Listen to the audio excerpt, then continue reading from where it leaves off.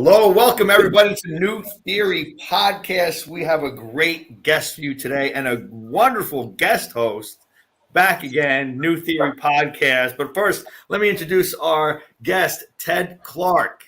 He is the author of Shipping Clerk to CEO, The Power of Curiosity, Will, and Self-Directed Learning. Ted, how are you today? I'm doing great, thanks. Thanks, Jason. Thanks, Tom. Thanks for having me. Excellent. And Tom, how are you? You're back. Good. It's a little weird to be on my old show, but happy to be here because I had to come out of retirement to hear Ted. Excellent. Well, Ted, let's jump right into it. Tell us a little bit about yourself, where you got started. I mean, it's in the title of the book, but let's elaborate more on that, please. Sure.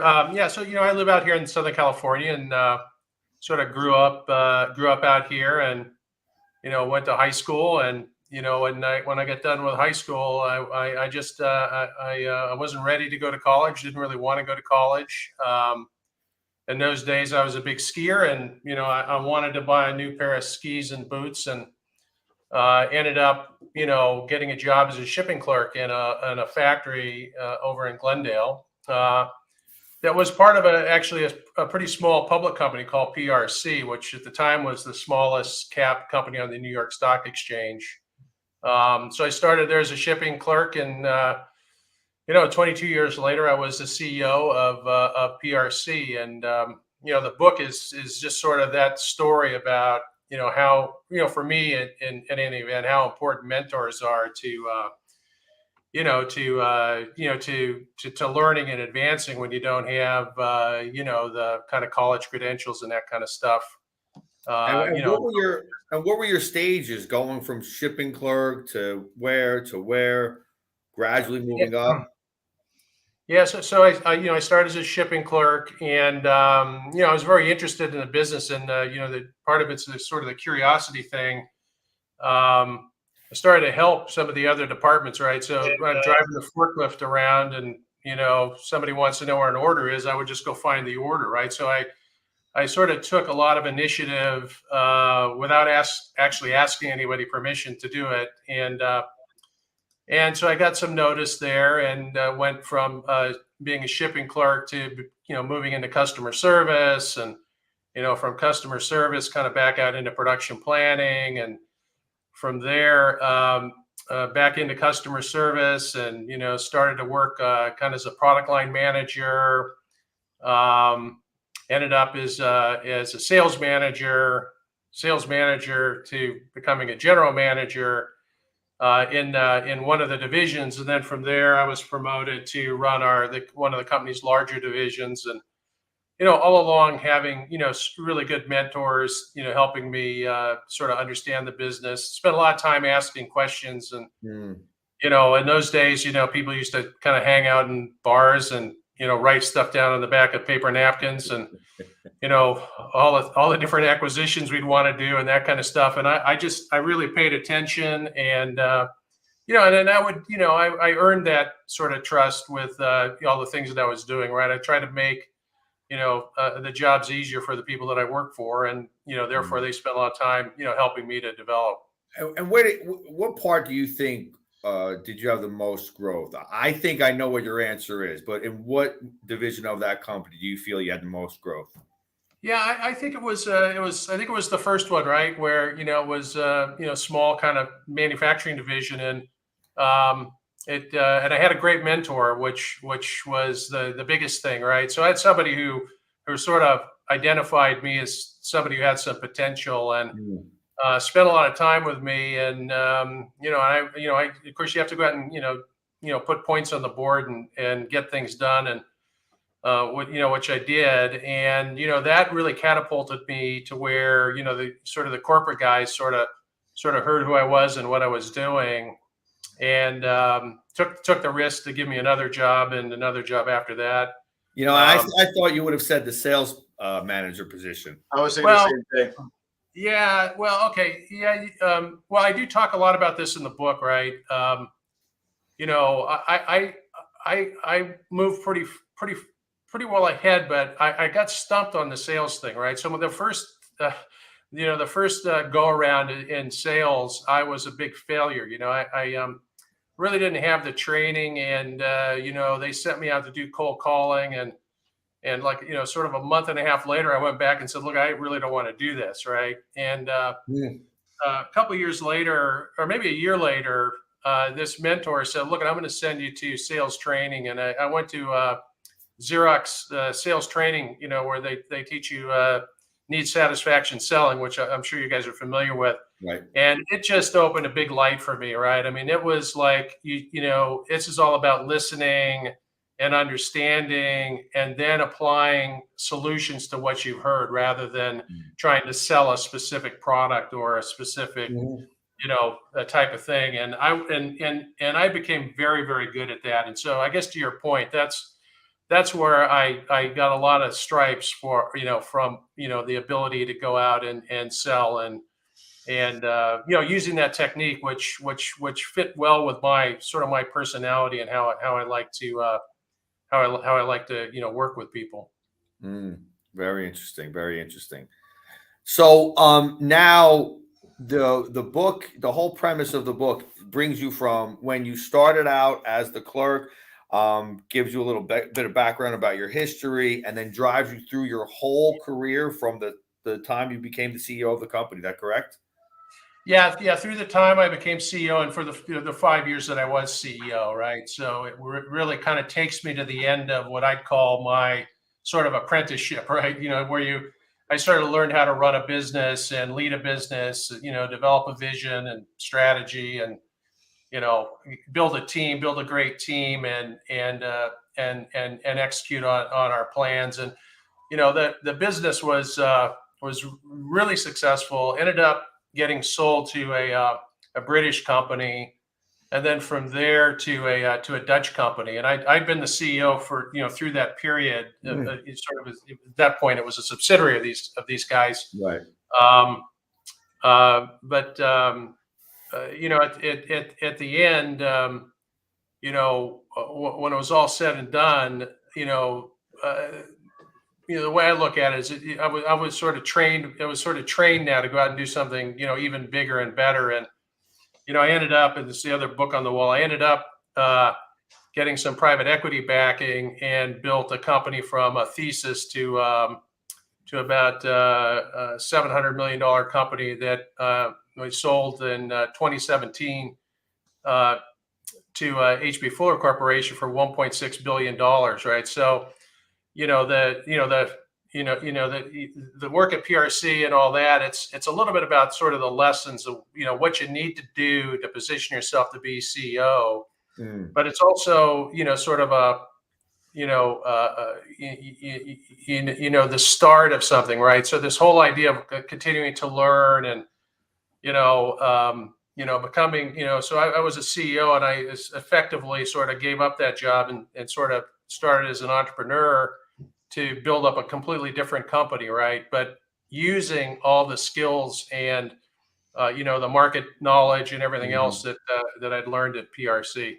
But I'll tell you something, you were lucky that the company you were with allowed you to keep jumping to another division within that company. Because I'll tell you what, a lot of companies will hold you back because if you're doing a good job, they're fearful of losing you in that position and not being able to replace you, and they'll hold people back. Yeah. No, that's true. I actually had that happen to me early in my career. With the first division, the guy didn't want me to leave, but I really had developed a good reputation, and there was there was somebody who wanted me bad enough where they said, "Look, I'm just taking this guy," and so I went to this other division, and and from there, it's, again, a lot of this is the networking you do within your company too, right? So, it's important to let people know, hey, you can keep me here, but I can get offers from other places, and, you ought to just, try and find a way to help me kind of actualize what my ambition is, right? And I do tell people I mentor these days that, they really have to do that, right? You can't sort of let people pigeonhole you, particularly now where, people are really in demand. Good managers are really in demand at the moment. So, yeah. Yeah, I mean, I was at a position when I was working for a company before I went on my own, where I would try to get out of the operation part of the company and go into the sales part because again, I wanted to move up and keep moving up, and I Mhm. knew that you had to go into the sales division, Right. right? You had to be noticed, right? And I was noticed on the operation point, and there was two bosses of mine that kind of told the sales manager, "Hey, he's with us," and they were in cahoots, and kind of held me back. And I eventually ended up leaving that company, but it was a disappointing thing to find out that that's what people will do. They'll tell you how great you are, but they don't want you to move to positions where they're going to lose you or not be able to replace you. Yeah. Yeah, Yeah. no, that's true. I mean, that's all. It's kind of the trick of leadership, right? Particularly as you're running these companies, is kind of retaining and building. And I tell people all the time in these businesses that look at, if we build a business and we make it grow, there's going to be opportunities, right? And Mhm. so let's do that first, so that if we do that successfully, we'll find a place for you Yeah. to, And the he or she. other fear factor some of these companies have is, some managers may have, is teaching their underlings too much, as if they're going to be replaced. And Yeah. that's a weird thing to do inside of a company. Like you don't want to give them too much information and to really, it's just a strange environment to be around. I was in that environment as well. Did you see that in your professional career? You know what? There I'd say I was pretty fortunate. I ended up having like really generous mentors, right? Mm. And part of I think was that I was so young when I first started, and I don't and I didn't really particularly look like a threat. I was, I'm not sure people sort of knew what to think of me at the start, and but no, I had mentors that were, I could kind of tell they were actively thinking about, well, if I leave, this is the person I think I'd like to, replace me, right? And again, it gets down to sort of relationships and sort of being honest and transparent with people about, what you want to do and sort of what Mhm. they think of you, right? I mean, you got to be as self-aware as you possibly can be, right? In terms Mhm. of, you know, sometimes you think you're better than you are, and sometimes you're better than you think, right? So Right. Yeah. so Yeah. figuring it out is important. Well, you had a lot of drive. I mean, what do you think? How do people determine their drive? I mean, how did you determine your drive? Yeah, well, I talk about it in the book. When I was young, I lost my older brother. He Mm. had he was like 7 years older than me, and he came back from the Navy. Ended up being diagnosed with he diagnosed with cancer. In those days, they didn't know exactly what it was, but turned out, after he passed away, we determined, he had melanoma, and Mm.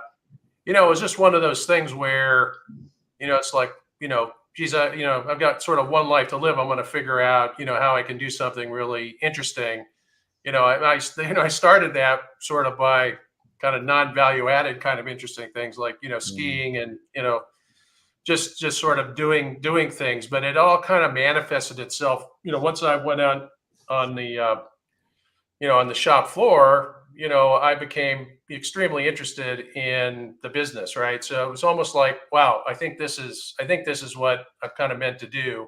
And I'm going to try and figure this out, even though I don't, I never really wanted to go back to college. I probably wouldn't, even if they would have said you can't, do this. I would have tried something else, right? But Right. I just don't Yeah. learn. Yeah, I don't learn that way. I learn differently. I learn through experiences and doing things rather than sitting in a classroom. So Yeah, I hear you on that. Let's go back to the mentor part, and you talk about this in your book as well. You had strong mentors yourself. Are you a mentor? Do you have somebody that had followed you up in the ranks and that you took over and taught? yeah, I have. In fact, I have a number of them right over the years, particularly like I would say the last 15 years, right? So not so much at first, to be honest with you. I mean, when I was a young CEO, I really, I mean, I talk to people all the time, so I Right. try to coach people when I could, but I never really had sort of specific mentors. But in the last 15 years, I've spent a lot of time, and right now I have 3 or 4 people that I mentor regularly, and got a lot of people that I informally mentor, which I think is probably almost more important. Right. And let's touch on that. Let's not leave that subject right now. But when that kind of relationship you're building with somebody, you don't know if it's a mentorship, protege kind of relationship at first. And then it takes on that role where it's almost an unsaid agreement, right? Yeah. And, I think, yep. Go ahead. So my point is, for our viewers, like, what are things to recognize in a person if they see somebody that they might want to get advice from? What's the first step, and how do they kind of grow that and cultivate that? If you can just give some advice for people who need guidance or want to move up and have somebody show them the ropes. Yeah. Well, I think the more the older I get, anyway. So maybe flattery wins, right? But I like it, when people ask me, like, they sort of ask you questions, right? So they're coming to you to ask you questions about something, and you can kind of tell by the questions they ask, right? If they're real thoughtful questions, if people are kind of interested in how you did something or how you thought about something, right? So, when I mentor people, I really don't tell them, I try not to tell them the answers. I just try to tell them, like, well, I'd probably think about this problem this way or that way, and you're going to have to come to kind of your own conclusion about it. But the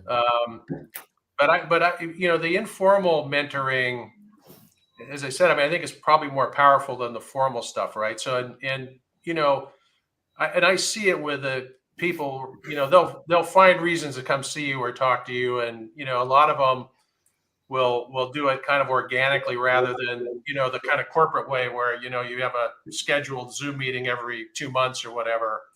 It's people sometimes they'll call me up and say, hey, I got this issue, I'm thinking about it this way, what do you think, right? So and I do think one of the things that I've tried to do, and I think have been pretty effective, is just sort of be open, right, and accessible to people. So I've got a pretty open door, and even though it's a virtual door these days,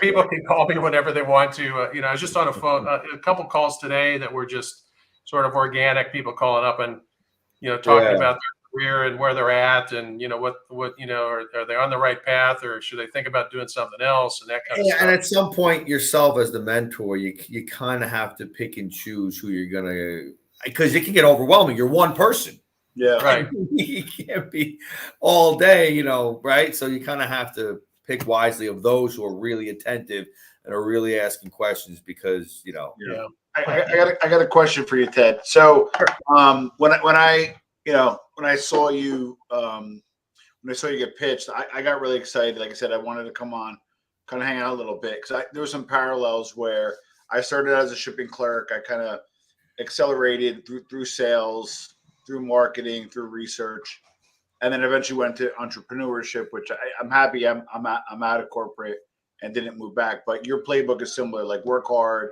mentorship. My first question, my quick question is, did you wind up attending college, or you never went to college? No, I never went back to college. I did go, they sent me back to sort of an executive management course, like they do at UCLA for, you go sort of once a week for, 6 months or whatever. I did that. That was really it. That was really the only one. I learned how to read like a P&L and a balance sheet from a little pamphlet that they gave me when they came over to my office, and they gave me a pamphlet because they thought I should know how to do that. And it was confusing at first, but the pamphlet was actually more valuable to me than the UCLA time, to be honest with you. And then later on, when I was, I've done a lot of PE, and you sort of end up at these sort of seminars with the PE groups, and we did one at GE one time in Crotonville, and we did one at Harvard, and one at Wharton School and stuff like that. So there've been these little things kind of interspersed in there, but probably the biggest influence to me educationally was the Xerox training course was really transformational for me. And then and then also, kind of that little pamphlet to learn how to read a, balance sheet and a P&L. So the reason why I go back, so I have another question, but I want to ask a question for Andrew. Andrew's a good dude. He's a friend of the show. He's going back, at school at 44 after 23 years. Things have changed. I believe he's a chef. He's reorganizing his life, right?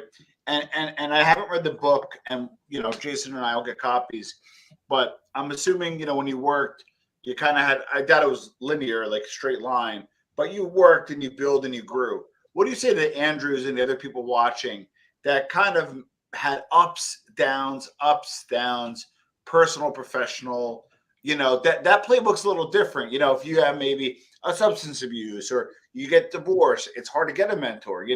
If you're out of a corporation and in entrepreneurship and you fail, there's not that like, hey, let me level up. So like, what advice do you have that's transferable to a guy like Andrew, me, Jason, you, etc., that kind of parallels what your learnings are in the book? Hey, Rob. Yeah. So it's interesting. I have actually one of the people that I mentor was asked me sort of the same question, right? So, but she had an undergraduate degree. Yeah. And she was saying, look at, I want to move up, and should I go back and get an MBA? And I said, well, if you want an MBA, go back and get an MBA, but I wouldn't get an MBA just because you think that's gonna move you up the ladder, right? So, and I'm a little old school here. I mean, it's what you need to get is an opportunity to show what you can do in front of people, right? So, putting points on the board is I think the most important thing. I think going back to school, if like that's what you really want to do, right? Like, if you have, if it's like, man, I really want to, I wanted to get, a business degree, or I want to get this because it's something that you want, right? Correct. Whether it helps you or not, ultimately. But I wouldn't do it. I mean, well, I guess I wouldn't recommend that you do it just to, try and get the next job or whatever. I mean, it's what, 3-4 years, and then if you're at a certain age, you got to work during the daytime. Just interestingly enough, I mean, we my work at H.B. Fuller, where I sold my company, and I've been chief operating officer. One of the things we're doing is a thing called Talent Up, right? So we've decided we're going to train people in the company for management jobs rather than deciding that every management job requires a degree, right? That's fantastic. I love that. Yeah, and it's because and you see more and more companies doing this now because it's they sort of degree inflated the sort of entry level management, right? So we were trying to get degreed people to be supervisors on a manufacturing shop floor when you've got really smart people on the shop floor that you can train to be supervisors, right? And then potentially managers, and potentially maybe go to sales or just like you guys did, right? Yeah. And for a public company, I think it's a good thing that we're trying to do, and we're doing it because we need these people, right? We're just not getting the level of competence that we need. Yeah. Correct. The other thing too, when I did some research on this, there's so much emphasis on college, and it's almost like everybody goes to college, everybody should go to college for free and all this stuff, but only about 35% of adults graduate with a 4-year degree, right? So it really means that 2/3 of adults are don't have a degree. Correct. And you can't tell me that within that 2/3 there's not a massive amount of great leaders that need to be found and developed and given an opportunity, right? And so I just think public policy's got this a little backwards, right? I mean, what happened to, as an example, you guys would look like you're old enough to remember, shop class and, learning how to weld and all that stuff. And I tell people all the time, the best business people I know are, people I grew up with that ended up being contractors that, are now building houses all over the place and, didn't get a college degree. Hold on, Ted. We got a curve for you. You ready for this one? Sure. Now we can't disclose where this guy is from, and this is real. This actually is an ex-organized crime member who moved on out of that life and is now in the process of rebuilding his life in the 50s, right? And some skills are transferable and some hopefully aren't. What do you suggest to a guy like that? He's got to start all over, away from your family, away from your friends, and literally start all over as a new person. What do you recommend to somebody like that? Yeah, well, I mean, I guess it's never too late to start over, right? And coming, huh, Ted? yeah, and it's kind of what I tell I tell young people, right? I mean, you have to be. I suppose if you're coming from that world, you have to be careful how you advertise what you did, right? Good point. But there's a fair amount of sort of management skills and people sort of understand, money, right? Understand money and cash and accounting. Correct. Yeah. And to a certain extent, I mean, you sort of have to understand people too, right? I mean, you might have to temper your approach there, right? And but sounds like they could be pretty influential, know how to be influential, right? But Ted, no, but what I'm extracting from it, and that's a great answer, and I wish it was kidding, but it really was. But I love your answer. Like, you, rather than give some BS, you're like, listen, you know what? Like, when you're in that life, like, let's be honest, you need instincts to survive. You got to know how to read people. You probably dealt with people. Yeah, so maybe a management position, maybe a position in sales where you got to read people. So what I extracted from that, if stop me if I'm wrong, is you kind of look at the transferable skill, not exactly what you did, and then like say, okay, what am I good at? And then see what's out there and try to extract, and optimize that. Because I don't think just going to school is the answer, like you said. And that was I'm just saying, sorry, Jason, I'm like taking over, but that was just a really cool answer in your behalf, I thought. Yeah. I think the other thing too is kind of splitting it up, right? Because there's on the one side, there's leadership skills, right, which you learn all kinds of places, right? So that's the thing I was talking about, the 2/3 of people that don't have degrees, right? A lot of them have been in the military. They've been they've worked at a Domino's or whatever, and they learn how to lead people, right? And you learn that by doing. And then you have what you learn in college, which is a little bit more technical, right? So you're learning something a bit more technical in college. So if you don't, if you're coming from a place, I guess the one thing is you're probably not going to get a job as, running a dental practice or something like that, where you need to have that technical skill. But running restaurants, running, there's just all kinds of things, and those things need, real leadership skills, right? Because a lot of that stuff's not really that easy to do. Correct. It takes a really kind of mature leader to be able to bring in and train people and take care of customers and all that kind of stuff. And you guys know this. I mean, there's just like tons of very, very successful restaurateurs and people running, working, where they're running like 10 franchises or whatever. Yep. And, that stuff, you can learn that business, but you need the leadership skills to be able to rise in that business. If you already have them, you can exploit them, Good point. So I got a question, a little off the cuff. More off than that one. I had it. So we go from a shipping clerk to CEO. You sold your own company. At what point did you have the WTF moment? Like when you saw the check was whatever the amount was, a large amount. Were you like, how did I get here? What? Yeah. This is what you had to be at, like this. This is a crazy moment. Like, right? You had that moment with yourself? Yeah. Fortunately, I've had it a couple of times. But the weird thing was, when I left PRC, where I was a CEO, I was very successful and all that stuff. But in the end, I was just an employee there, right? I mean, it wasn't my business. I was an employee, well-paid employee and all that stuff.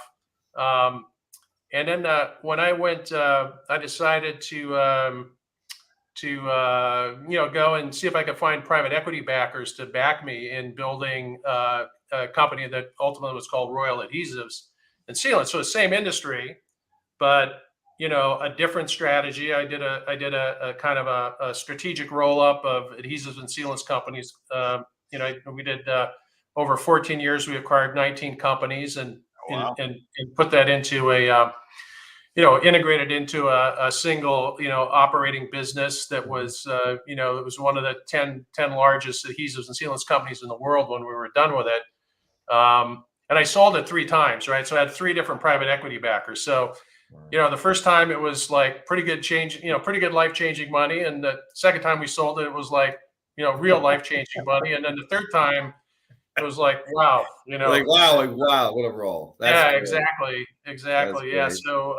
So fortunately, I've had that, that experience. And, again, it's nice. I mean, in the end, it's not so much the money. It's sort of like, hey, you're getting paid for the value, that you've created. Right. And, again, I had a goal after I left PRC to make enough money where I could become a capitalist myself and invest in companies. And, and I've done, a fair bit of that, and, invest in private companies and sit on their boards and that kind of stuff.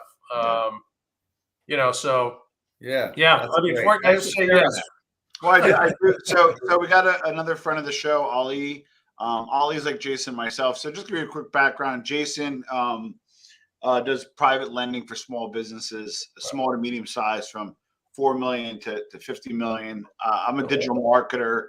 I have some media properties, and I know Ali has his own business. For guys like us who have our own business, 35 to 50, that were kind of out of the corporate. And I can speak for myself. I had mentors.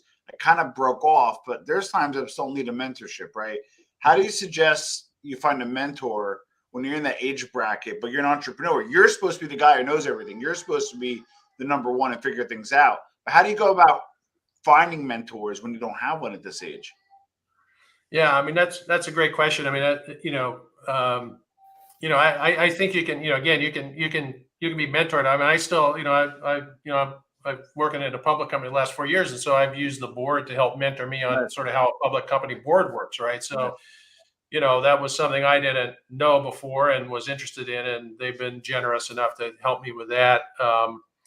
But yeah, I mean, I've always sort of, I've had the benefit because with the sort of, private equity, you've got all kinds of people to talk to when you've got, investors and stuff like that. So, when you're like private, it's a little harder, right? I've seen people though who'll do the, like Vistage and all those kind of, CEO kind of CEO groups and stuff like that. And I think, and all that, yeah.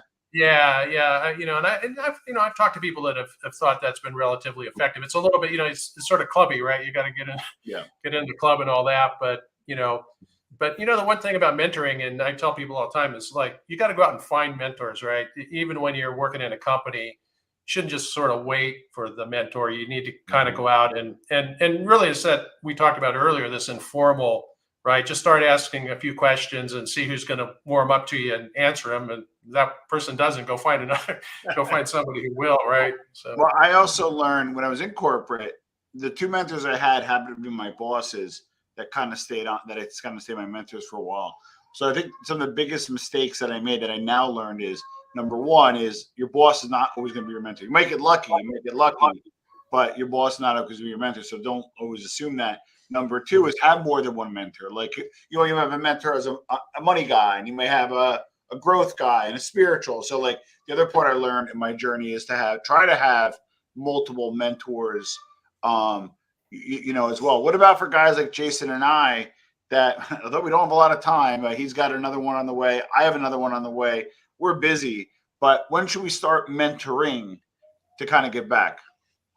Yeah, I think, like I said, I mean, I sort of went through a period when I first, was a CEO and all that, where, I just didn't feel like I had the time to do it. Right. Just as you said. Right. But, I've really enjoyed particularly the last 5 years, to be honest with you. I mean, I've been really enjoyed it. And again, I think you just have to do it as you can, right? Because you got a business to run too, and uh, but I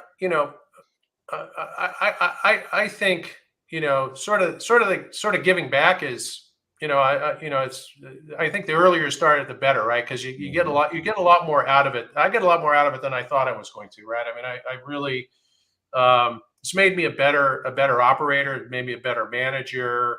Yeah. I'm not so prescriptive anymore like I might have been 15, 20 years ago. I'm more, I think I'm more helpful to people's development than just sort of getting things done in the moment, right? So yeah, I would I just have like one more question, then I hand it back to Jason. Sorry for Jason for having all these questions. I got excited to be a co-host. Ali mentions he made the mistake of being friends with his employees. I've also made that mistake. I think Jay's Me probably too. well. A big mistake. How do you Many times. How do you prevent being friends with your employees? Yeah, I think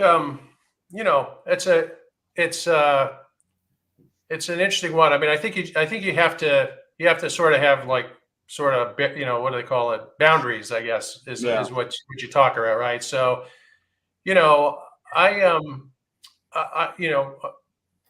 I spend most of my time with talking about business and talking about what the mission of the company, the vision, what we're trying to do, how we're going to get there, why it's important.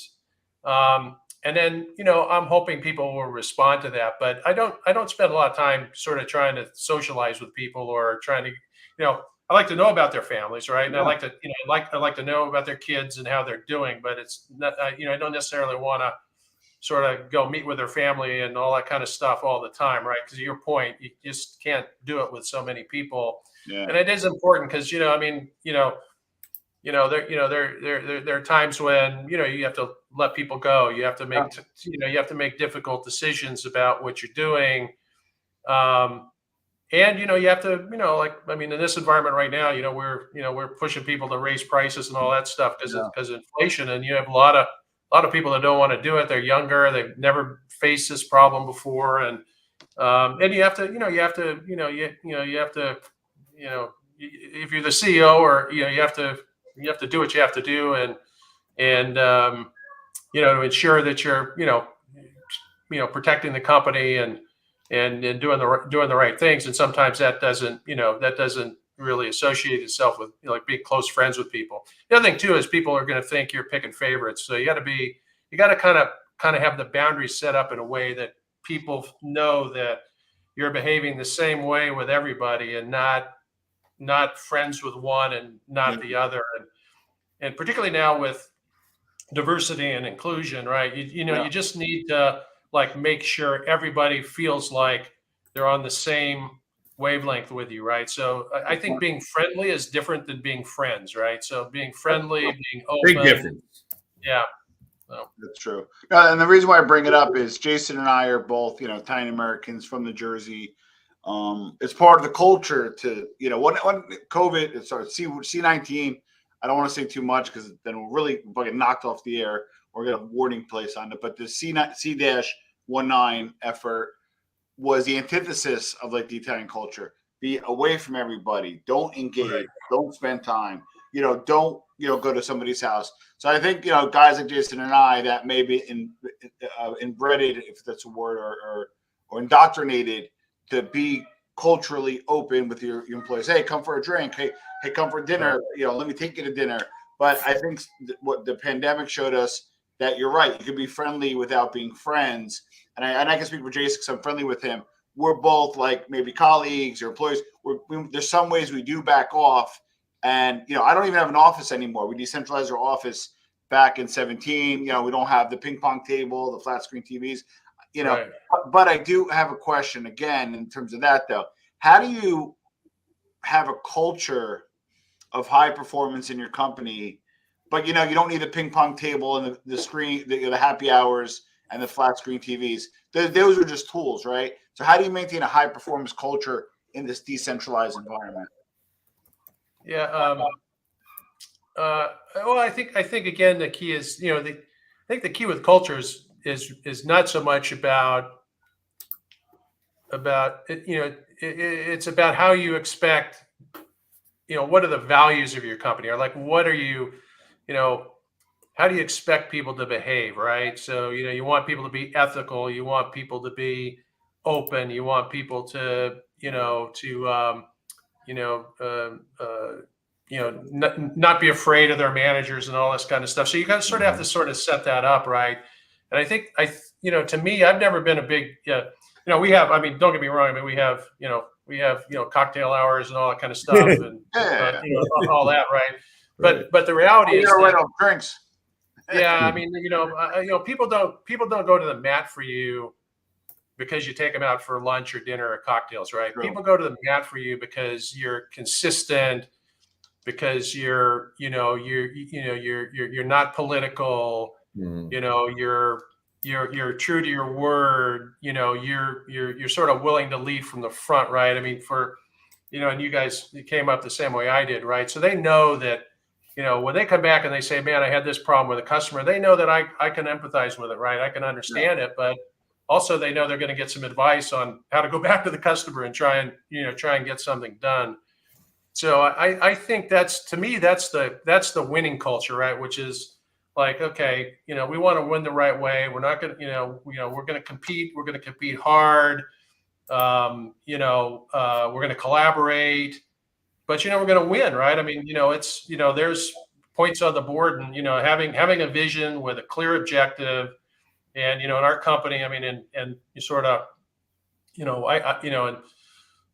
5 metrics, I can tell people exactly what we want to accomplish, right? And so, and then I ask them, if these are the 5 metrics, how are you helping to contribute to those 5 metrics, right? How, when you develop your vision about what you're doing in the company, and how you're going to do it, how does it impact our goals, our vision, and our goals, and how does your strategy align with our overall strategy, right? So I think that's the important thing. I mean, I was watching something on TV, with a .com thing, and all the stuff that they did, but they ended up still having a toxic culture, right? Because they couldn't trust each other, right? So I think trust is, like, I wrote a story a couple of weeks ago that trust is kind of the coin of the realm for a CEO, right? If you have a team that you trust and they trust you, you're gonna do, you should do well if you know what you're doing, right? I mean, Right.